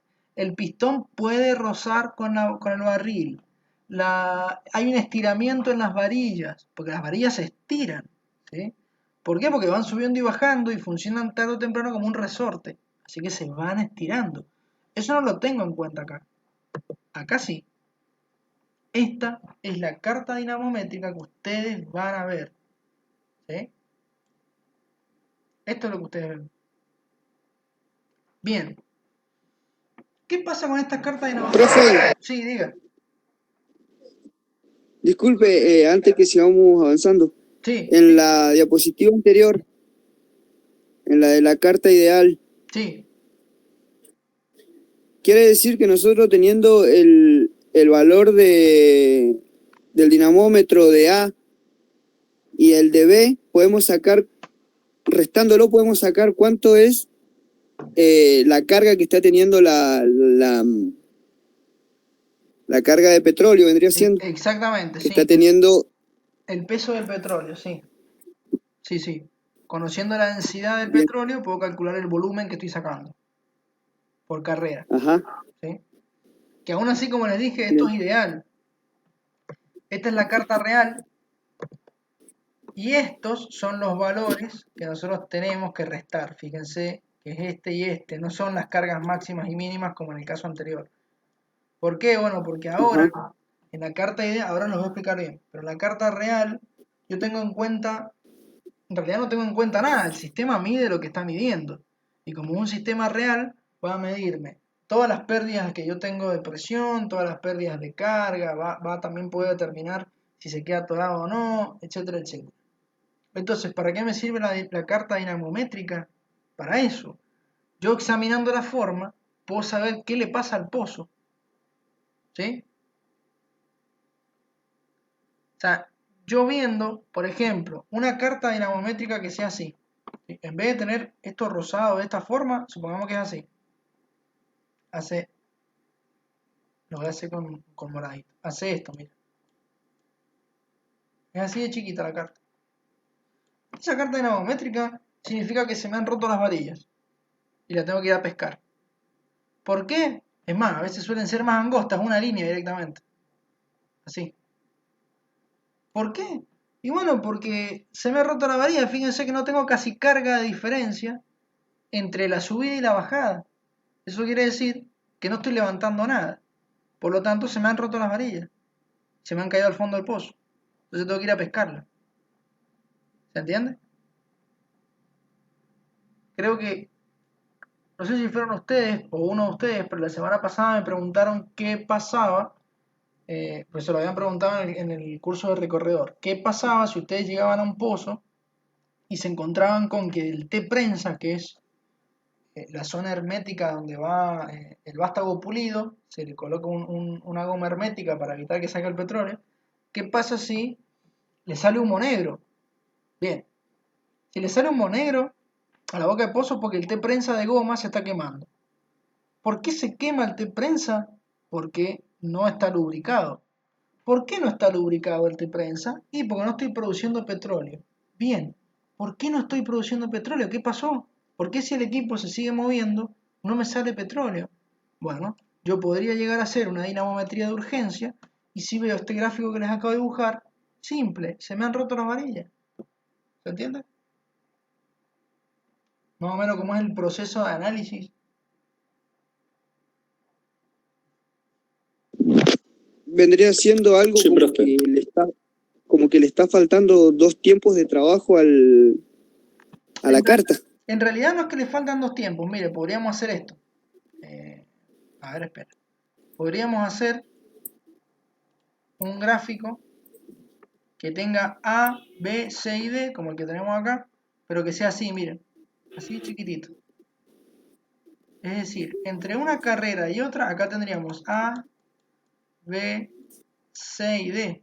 Pero ¿qué pasa? Como entre A y B, o C y D, como ustedes quieran, no hay mucha diferencia, quiere decir que las cargas en la carrera ascendente y las cargas en la carrera descendente son las mismas. Eso es imposible. ¿Por qué? Porque si en la carga de la carrera ascendente, saco petróleo, tiene que pesar más. Bueno, ¿por qué no está pesando más? Uno de los posibles casos es que se me hayan roto las varillas, por ejemplo. Otro de los posibles casos Profe, es que, ahora les comento, espera. Otro de los posibles casos es que la válvula viajera se me haya roto entera, entonces no puedo levantar el petróleo. Entonces solamente levanto y bajo todo el tiempo el peso de las varillas y ya está. Sí, ¿alguien tenía una duda? no, profe, justo eso le iba a preguntar. Sí, sí. Ah, eso me iba a preguntar. Sí, sí. Bueno, genial. Ahora bien, esto que les estoy comentando yo, estas cartas dinamométricas que les estoy mencionando, me permiten determinar muchas cosas, ¿sí? Por ejemplo, ahora les comento todo lo que me permiten determinar. Miren, primero que nada, la carga máxima que me soporta el equipo de superficie, que está acá, ¿sí? Esto es una carta real, esta ya sí es real. Fíjense que no tiene nada que ver con la que les mostré hace rato. No es cuadrada, no es perfecta, no, porque ahora tengo en cuenta todos los atascamientos, los tiempos de que se demora la válvula, la elasticidad de las varillas, todo, ¿sí? Por eso no tiene nada que ver, digamos. Bien, entonces, me permite determinar la carga máxima. ¿Por qué quiero saber yo la carga máxima? Bueno, porque recordemos que el equipo de superficie tiene un máximo de trabajo. ¿Sí? ¿Se acuerdan que cuando vimos cómo se nombraba, hablamos de eso? Que no podemos trabajar con un peso mayor del que soporta el equipo. Eso es uno de los casos. La otra, fíjense que hay una carga mínima también de trabajo, que eso mucha importancia no tiene, pero bueno, la podemos leer. Acá no se calcula nada porque como yo he puesto el equipo y el equipo me entrega este gráfico, yo directamente lo leo del gráfico, ya está. ¿Sí? Este es uno de los. Entonces, esta es la carga máxima, esta es la carga mínima. ¿Sí? Está acá. Podemos ver la carrera real del equipo. ¿Sí? Esto es importante porque recordemos que el equipo tenía una carrera máxima, cosa que yo no la puedo exceder, por supuesto, aunque obviamente nunca la voy a poder exceder porque el equipo va a llegar hasta ahí y listo. Pero bueno. Otro elemento que esto también me lo entrega el gráfico, es el efecto del contrapeso. ¿Sí? Una vez que yo obtengo el gráfico, le meto en el programa de computadora una serie de datos de los pesos, de los contrapesos del equipo y me grafica una línea. ¿Sí? Esta línea por lo general tiene que estar en la mitad del gráfico. Si está más arriba o más abajo, quiere decir que el equipo está mal contrapesado.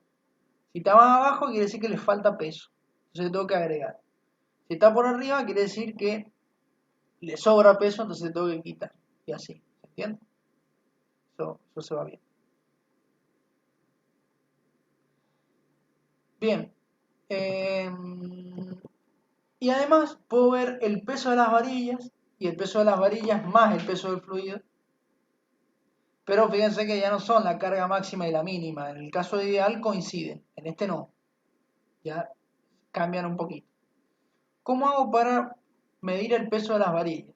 Esto ya son un par de maniobras que se las voy a explicar ahora. Para poder medir el peso de las varillas más el fluido, es decir, en la carrera ascendente, la que va hacia arriba, hago la prueba de la válvula móvil, que se llama. ¿Cómo es esto? En la carrera ascendente, ¿sí? Supongamos que el vástago va desde acá abajo hasta acá arriba. En la carrera ascendente, a los 3/4 de la carrera, ¿sí? A los 3/4, yo paro el equipo, o sea, lo apago, le clavo el freno y lo dejo un ratito en reposo y miro cuánta carga está soportando en ese punto digamos, el dinamómetro. Esa carga que soporta es el peso de las varillas más el peso del fluido. Bien, ahora, ¿cómo hago para medir el peso de las varillas solamente? Eso lo tengo que hacer en la carrera. Acá está el peso de las varillas, fíjense, es este. Lo tengo que hacer en la carrera descendente. Por lo tanto, cuando el equipo, una vez que ya terminé de medir, lo prendo, saco el freno, vuelve a subir hasta donde tiene que subir, que es hasta acá, y ahora va a empezar a bajar. ¿Sí? En los 3/4 de la carrera descendente hago lo mismo. Apago el motor y lo freno al equipo. Y ahí me fijo cuánto marca el dinamómetro y lo que marque va a ser el peso de las varillas. Entonces ahora si resto este con este, me va a dar el peso del fluido que estoy sacando.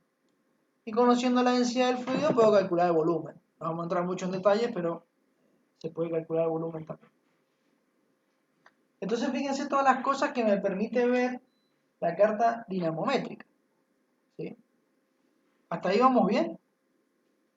¿Alguna duda, algo que quieran preguntar? Sí, profe, también al igual si hay un golpe de bomba, también nos puede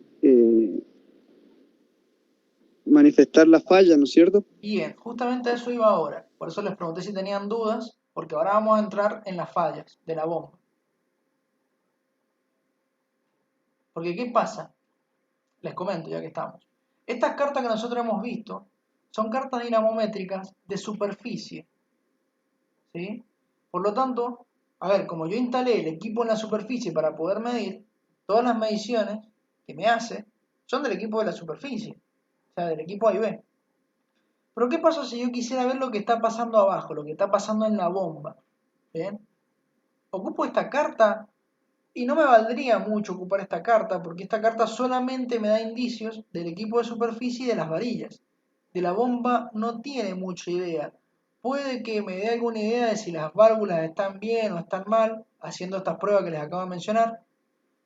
¿Por qué? Porque si yo freno el equipo, ¿sí?, en la carrera ascendente y veo que la carga empieza a disminuir, por más que el equipo esté parado, quiere decir que la válvula está perdiendo.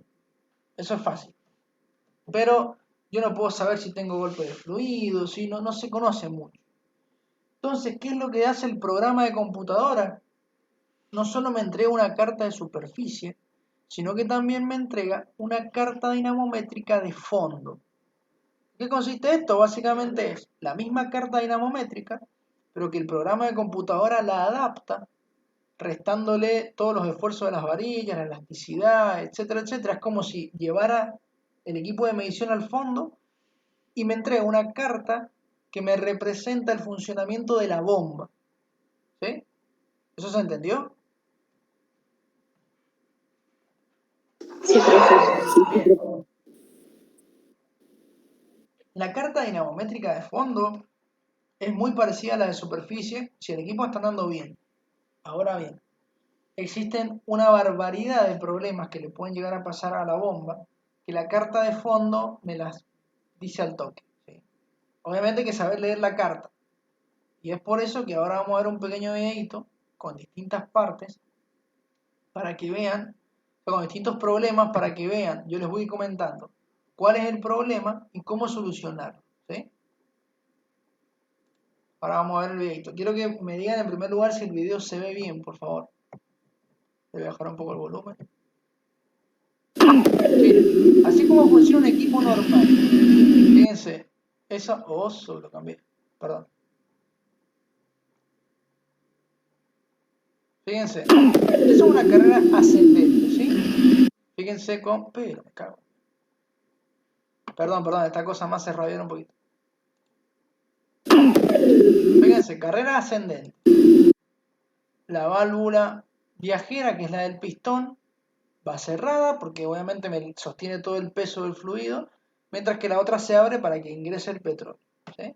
Y fíjense que en la carta dinamométrica, en este caso es ideal, no hay ningún tipo de problema, es ideal. Fíjense que sube, y ahora empieza la carrera descendente, fíjense cómo se cambia el sentido de las válvulas.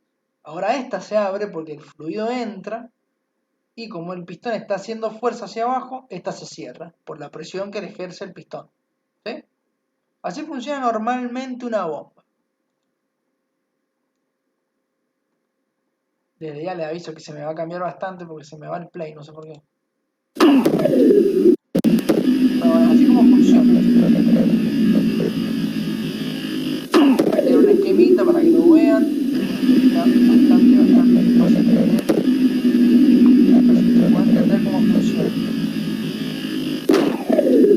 Bueno, ahí les muestra de vuelta el sistema. Un poquito y fíjense como cuando en la carrera descendente el pozo se alcanza a llenar de nuevo. Bueno, acá donde ya presentamos el primer problema de la bomba, ¿sí? Fíjense cómo la dinamometría cambió, la carta dinamométrica cambia, porque ya hay un problema. ¿Sí? Cuando hay un problema, la carta cambia, ya nos dice qué problema hay. Fijémonos qué problema tiene.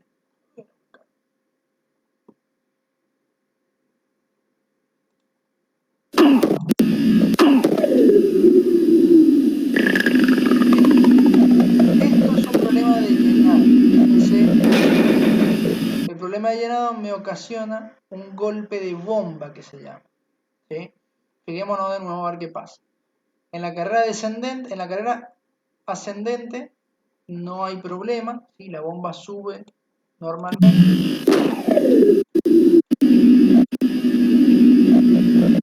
La bomba sube normalmente. Fíjense como el pozo no se alcanza a llenar de nuevo, entonces no puede seguir succionando petróleo, ¿sí? Al no poder seguir succionando petróleo, evidentemente tengo un espacio nocivo. En este caso no tengo gas, pero el espacio nocivo me perjudica después cuando baja la bomba. Ahí recién se abre la válvula y me ocasiona un golpe.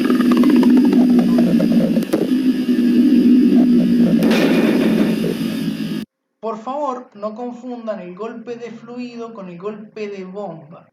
El golpe de bomba es cuando el pistón golpea arriba o abajo en el barril, porque tengo algún problema en la carrera. Esto ya no es problema de la carrera, ¿sí? Y el pistón no golpea la bomba en sí, sino que golpea el nivel de líquido que tengo dentro del barril. Esto se produce cuando el pozo tiene muchos problemas de llenado. Puede verse que tiene una baja presión el reservorio, o que tengo baja permeabilidad, o que estoy bombeando a una tasa muy alta de bombeo, es decir, estoy bombeando un caudal muy alto y no le doy tiempo al pozo a que se recupere. ¿Cuáles son las soluciones? Ya lo vimos hace ratito. Básicamente lo mismo que para la presencia del gas. Puedo profundizar la bomba, puedo disminuir el caudal de producción, es decir, disminuir las emboladas por minuto de la bomba, y ya con eso se mejoraría un poco porque le daría mayor tiempo de recuperación al reservorio. ¿Eso se entendió? Sí, profe. Bien, buenísimo. Profe, ¿podría volver a explicar la solución que justo se me trabó acá? Sí, no hay problema. Como les dije, la solución, acá el problema del golpe de fluido es que el pozo no alcanza a llenarse nuevamente después de cada carrera. Entonces, para poder darle tiempo al pozo para que se llene, ¿sí? Hay dos opciones, que son las más fiables. Una es profundizar la bomba, es decir, la mando más abajo a la bomba. ¿Para qué? Para que siempre tenga un nivel considerable de fluido y de esa forma el pozo esté siempre lleno. Y la otra es disminuir la tasa de producción, es decir, disminuyo el caudal, disminuyo las emboladas por minuto del equipo. De esa manera, al disminuir las emboladas por minuto, le doy mayor tiempo al pozo para que se recupere, es decir, para que vuelva a recuperar su nivel inicial. ¿Sí? ¿Eso se entendió? Sí, profe, muchísimas gracias. Buenísimo.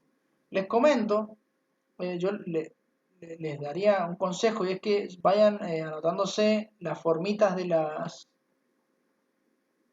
les recomiendo que se anoten la forma de la carta, que es esta que ven acá, ¿sí?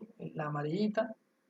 Se anoten eso, anoten el problema y cómo solucionarlo, porque en el examen final se les suele preguntar algunas posibles soluciones o les muestran los gráficos y le dicen esta carta de fondo, ¿qué problema tiene?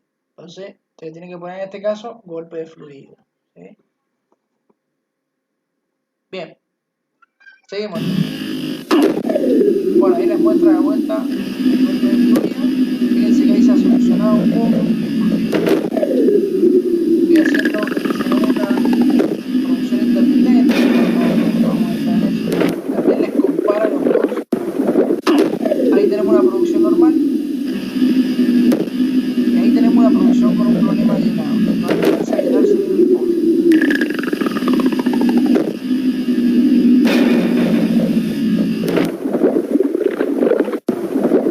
Bien, esto, si bien es un problema, no es un gran problema.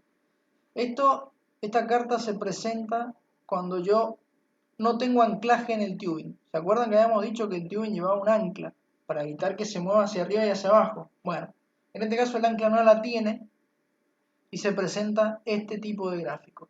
¿Es un problema? Y no tanto, porque no me afecta mucho la producción, pero siempre es conveniente que el tubing esté anclado para evitar que se mueva y de esa forma absorba algunos esfuerzos que lo pueden dañar. Bien. Entonces, digamos como se te muestra la carta, ahí se baja ahora se va a volver a subir. Eso se debe a que no está anclado. La solución, poner un ancla. Ya está.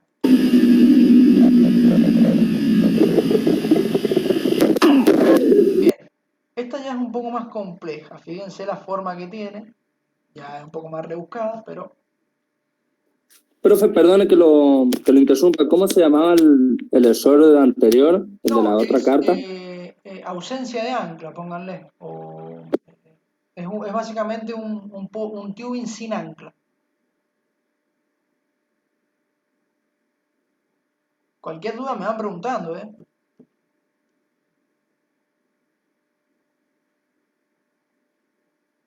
Bien. Esta que ven acá ya no es falta de ancla, sino que es problema de anclaje. No es lo mismo, ¿eh? Una cosa es no tener ancla y otra cosa es tener un ancla, pero que esté funcionando mal. ¿Sí? En este caso, es lo que nosotros conocemos como falla de anclaje o problema de anclaje. ¿Bien? Fíjense, se presentan estos pequeños desniveles. ¿Por qué? Porque en la parte recta el ancla está bien agarrada, pero después el ancla ya no soporta y se desliza, entonces se mueve un poquitito el tubing. Entonces es una mezcla entre la carta dinamométrica de fondo ideal, perfecta, y la carta dinamométrica de fondo para falta de ancla. Fíjense que es una mezcla entre las dos. ¿Sí? Entonces, ahí vamos a ver cómo funciona. Ahora les digo así. Ahí se movió, ahora va a subir, se va a mover de vuelta ahí. Entonces se presenta de esa manera la dinamometría, perdón. ¿Cuál es la solución? Fácil, tengo que sacar la sarta de tubing y revisar el ancla, a ver qué le está pasando. ¿Sí? Si tengo alguna falla de anclaje, tal vez se me ha desajustado, en vez de sacar la sarta de tubing me conviene ajustarlo antes al ancla para ver qué pasa. Si sigue habiendo problema, voy a tener que sacar la sarta y verificar si el ancla no se me ha roto o si no se han desgastado las cuñas y demás. Pero una vez que se saca ya se le hace mantenimiento al ancla y después se mete de nuevo. ¿Sí? No es gran problema. ¿Cómo le ponemos a esa, profe? Disculpe. Falla de anclaje.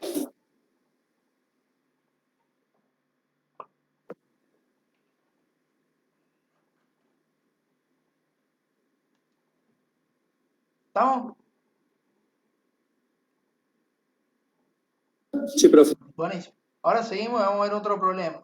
Ahora empiezan los problemas un poquito más difíciles.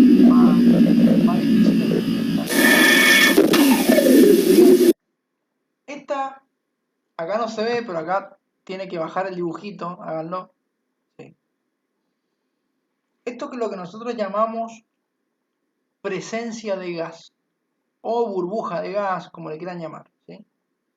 Básicamente es parecido al del golpe de fluido, ¿sí? Es muy parecido al del golpe de fluido, pero fíjense que ahora en vez de ser recto, es redondeado. Esto se debe a que tengo en el espacio nocivo, en vez de estar vacío, tengo presencia de gas. ¿Bien? Para poder solucionar la presencia de gas, hacemos lo que ya les había mencionado. ¿Sí? Podemos profundizar la bomba, podemos disminuir los golpes por minuto, podemos utilizar una bomba un poco más chica, sacrificando un poco de producción, etcétera, etcétera. Entonces, ¿por qué no es igual a la de golpe de fluido? Y porque no se da un golpe brusco. Digamos que se va abriendo la válvula progresivamente a través del gas, pero el gas dificulta mucho la apertura, porque ahora lo vamos a ver en el esquema, fíjense, cuando va bajando, fíjense en la carrera descendente, que la válvula no se abre apenas comienza la carrera. Se abre recién a la final. Está la presencia de gas. Acá no está abierta, ahí está. Quiere decir que estoy desaprovechando parte de la carrera.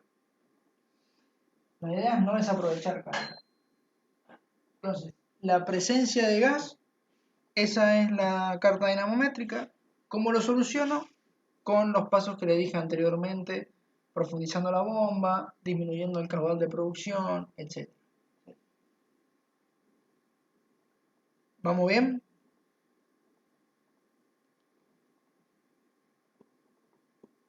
Sí, profe. Perfecto, profe.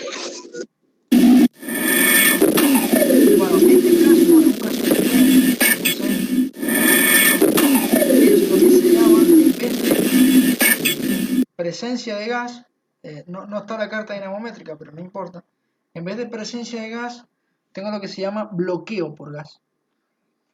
No es lo mismo tener presencia que tener bloqueo. ¿Qué sería el bloqueo? Bueno, básicamente el bloqueo se da cuando, perdón, el bloqueo se da cuando tengo una gran cantidad de gas y la válvula viajera no se abre nunca. El sistema sube y baja y la válvula no se abre. ¿Sí? Entonces, no puedo producir. La carta dinamométrica que vería sería básicamente una línea como la de el aprisionamiento, como la de el rompimiento de varillas. ¿Sí? ¿En qué difiere? Bueno, en la carga que soporta, básicamente. Porque estaría soportando el total de las varillas. ¿Sí? Ese es el bloqueo por gas. Este que tenemos acá es el golpe de bomba. Fíjense, en la carrera descendente, la bomba golpea esta parte. ¿Sí? Fíjense. Ahora, segundo. Va a la carrera ascendente, no tiene problema. Comienza su carrera descendente. No tiene problema por ahora, pero en el final golpea en el fondo del polo. O sea, perdón, en el fondo de la bomba. Golpea encima de la válvula fija o válvula de pie. ¿Cómo soluciono esto? Para el caso del golpe de bomba que se dé en la parte inferior de la bomba, tengo que agregar espaciadores. Recuerdan que eso lo vimos en la clase anterior. Teníamos en el vástago la cruceta, por encima teníamos los espaciadores. Ahora se los muestro. Esperen un minuto. Acá están, miren. Fíjense, esto verde es la cruceta, todo esto es el vástago, pero fíjense que por encima tenemos unos pequeños tubitos.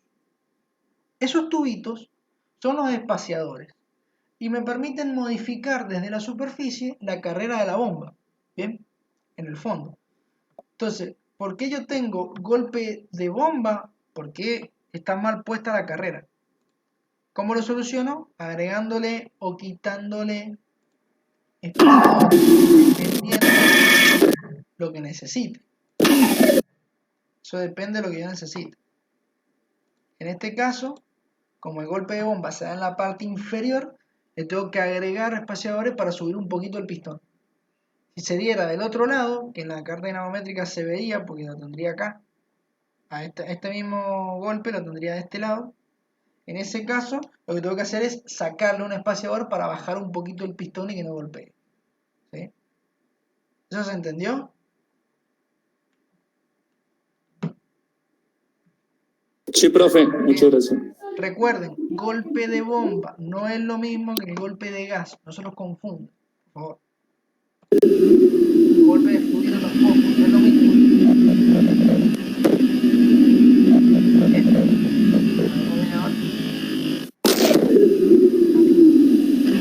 Bueno, así como se vería el gráfico.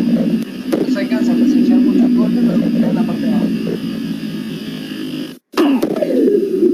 Esto es lo que se llama, todo un problema más bien mecánico, y es que tengo el barril abollado. Fíjense, ahí está el barril bastante abolladito, no sé si lo alcanzan a ver acá.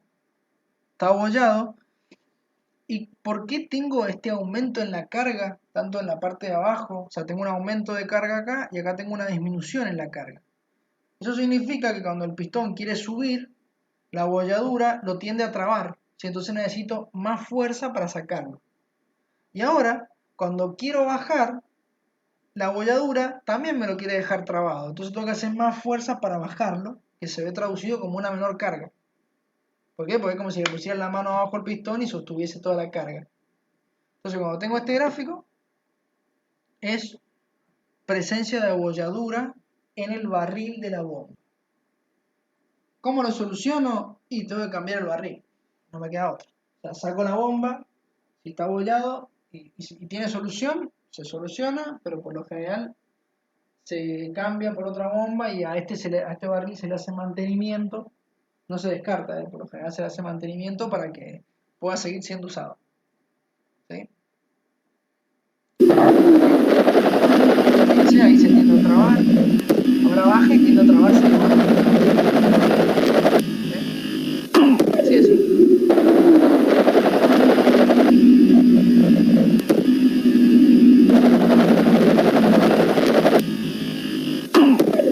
Bien. Este caso, ¿cuál es? Este caso ya no es abolladura de barril, sino que es básicamente un aumento en el diámetro interno del barril. Aumento en el diámetro interno del barril. ¿Por qué puede darse esto? Por muchas razones. Se puede haber oxidado esa zona y se cayó el pedazo, ¿sí? O bien puede haber sido alguna falla desde el inicio, pero por lo general esto se presenta mucho cuando se tiene algún tipo de oxidación, ¿sí? Alguna serie de bacterias o algunos otros elementos que me producen estas oxidaciones, ¿sí? Para evitarlas, ¿qué hago? Puedo inyectar químicos. Aún así, si el barril ya tiene comida en la parte de adentro y no me sirve más, ahora sí lo tengo que cambiar, ¿sí? Fíjense, ¿por qué tenemos esta disminución en la carga? Y porque acá, en ese punto, aumenta el escurrimiento y pierdo producción. Entonces pierdo la carga. Bien, tiendo a perder carga. Por eso que, digamos, tiene esta forma. Porque pierdo parte de la producción ahí.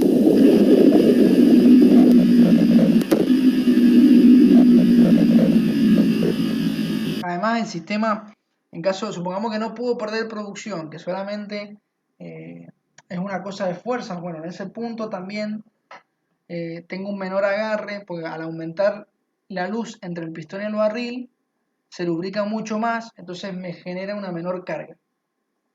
¿Sí? ¿Eso se entendió? ¿Vamos bien?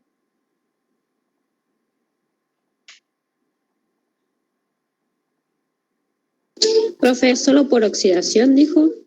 Sí, a ver, puede verse oxidación, puede verse alguna falla propia del material, sí, la cosa es que es muy raro que se coma la parte interna de un barril, ¿sí? Por lo general es por oxidación. Esa oxidación se debe Gracias. prácticamente a las bacterias.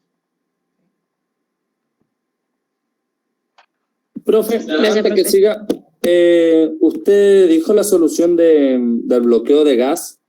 Sí. ¿Ese que era una línea nomás? El bloqueo por No gas, la dijo, me parece. el bloqueo por gas no dije la solución, pero básicamente es similar a la presencia de gas. Es lo mismo. Ah, A ver, ajá. es lo mismo, pero la gran diferencia es que tengo una gran cantidad de gas en el bloqueo. Entonces, una de las posibles soluciones es, como dije, profundizar la bomba o disminuir los golpes por minuto. Y la otra solución es colocar un filtro de gas. Estas bombas pueden venir con un filtro de gas, que es un sistema que me larga el gas hacia acá. Espera un minuto, hasta acá, hacia el espacio anular. En vez de meterlo dentro de la bomba, lo larga para afuera. Pero no vamos a hablar de filtros de gas acá, pero vienen filtros de gas. ¿Quedó más o menos?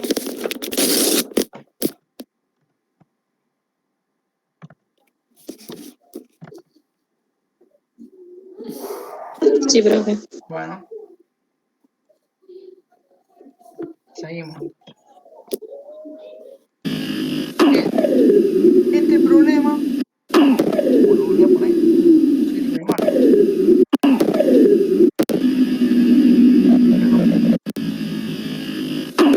Este problema que viene ahora, esta carta dinamométrica, representa un problema en la válvula de pie o válvula fija. ¿Sí? Le pueden llamar como ustedes quieran. Es decir, es un problema en la válvula de pie. ¿Qué problema? Bueno, la válvula de pie no cierra bien, entonces pierdo parte de la carga, fíjense. Ahí está el sistema, está subiendo y ahora cuando baja, fíjense, y sale nuevamente por acá, la carga disminuye, o sea, la carga tiene una fluctuación muy distinta.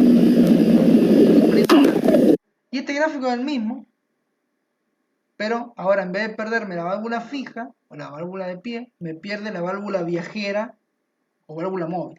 Me pierde la válvula de pie. ¿Cómo soluciono estos problemas de válvula fija o problemas de válvula móvil? Fácil. Tengo que sacar la válvula y revisar a ver qué le pasa. Por lo general, puede que se le haya desgastado la bolita o el asiento de la bola, cualquiera de las dos. En esos casos se cambia y listo. Ya la válvula funciona normalmente. ¿Sí? ¿Se entendió más o menos? Sí, profe. Sí, profe. Buenísimo. Bueno, estos son algunos de los diagramitas que se pueden llegar a encontrar por ahí. Y la solución, o sea, los problemas y las soluciones que más o menos conozco del tema. ¿Sí? Si en los prácticos o en el examen llegan a encontrar algún diagramita que no les haya explicado, me preguntan. Pero tienen más diagramas en la parte del... ¿Cómo es? En la parte de los apuntes teóricos, al final de la parte de la unidad número 9, aparece una serie de gráficos que le van a ir mencionando el problema. Las soluciones no están solamente los problemas. Si tienen dudas con algunas soluciones, me comentan y se las explico. ¿Sí? Pero estas son las más importantes.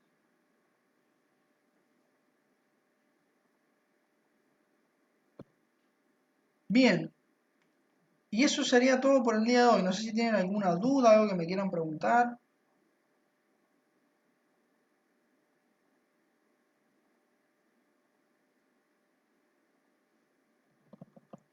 Profe, hay que hacer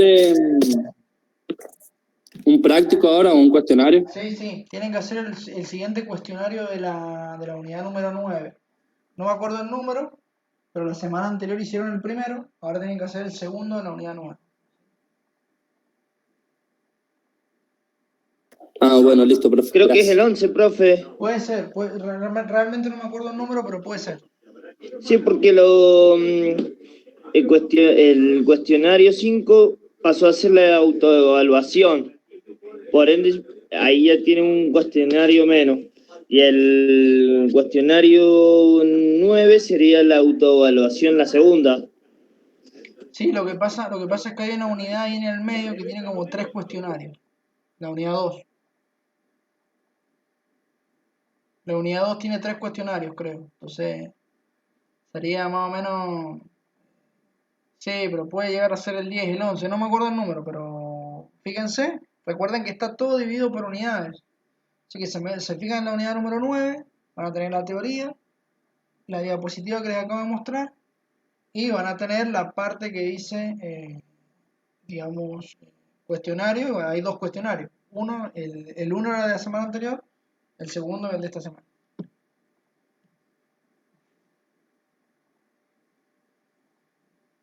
Bien, entonces si no tienen más dudas, nos veremos la semana que viene, gente.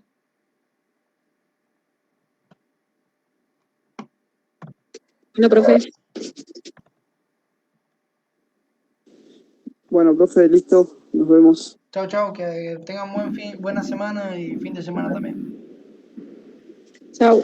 Chao, Ok, igual usted. Chao, profe, igualmente. Nos vemos, profe. chao, chao.